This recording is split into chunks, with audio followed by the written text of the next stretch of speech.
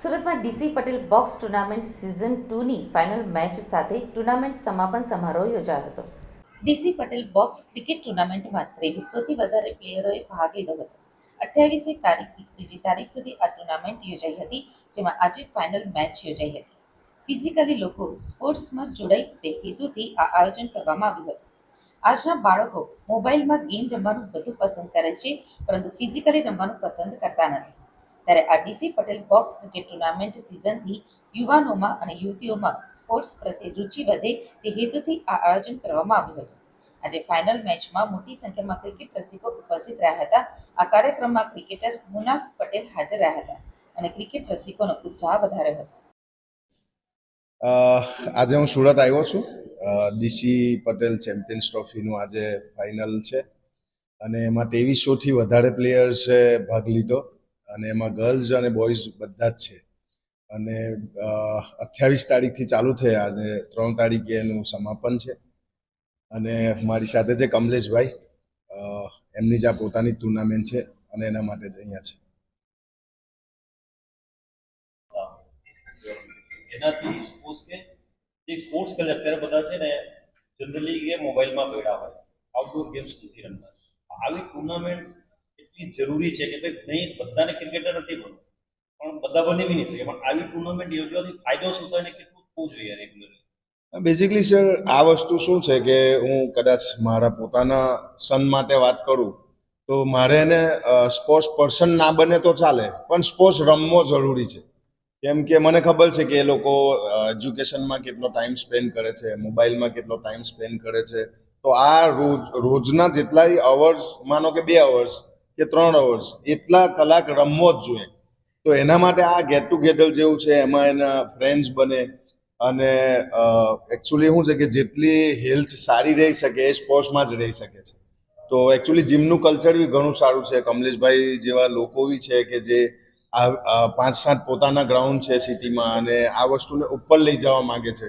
તો મારું personal thinking એ જ છે કે ગ્રાઉન્ડ્સ અને જીમ્સ, ક્લબ હાઉસીસ જેટલાય બને એમાં વસ્તુ વધારે પડતી થવી જોઈએ, જેથી છોકરાઓ મોબાઈલ્સ, ટીવી એને છોડીને આઉટ ફિલ્ડમાં આવે. સ્પોર્ટ્સ જે છે લાઈફના ચેલેન્જીસ સાથે કઈ રીતે જોડાયેલા છે? લાઈફમાં ઘણા બધા ચેલેન્જીસ આવતા હોય. બસ મારું પોતાનું એક વસ્તુ મારા પોતાના પર્સનલ લાઈફ પર કહી શકું કે સ્પોર્ટ્સ પર્સન ક્યારેય આત્મહત્યા કરતો નથી. તમે જનરલી જોયું હશે કે સ્પોર્ટ્સ પર્સન સુસાઇડથી બહુ દૂર હોય છે.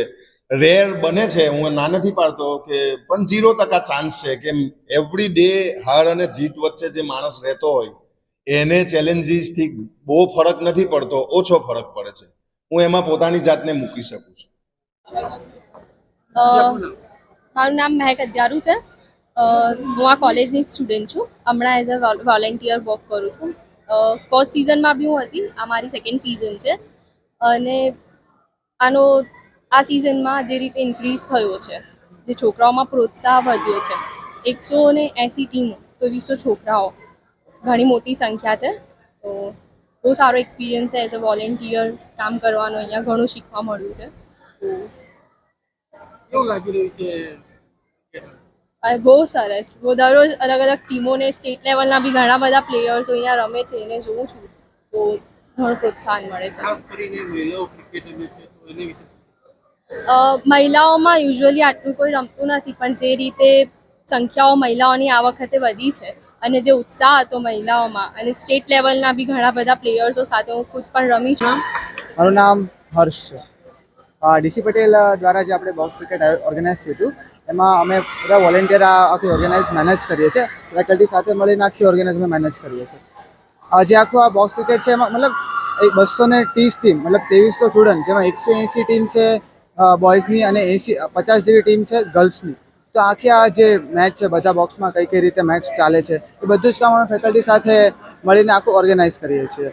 કયા બોક્સમાં કઈ મેચ રમાશે, ક્યારે કઈ મેચ રમાશે, બધું બરાબર ચાલે છે કે નહીં, એ બધું જ કામ મતલબ ફેકલ્ટી સાથે મળીને કરીએ છીએ.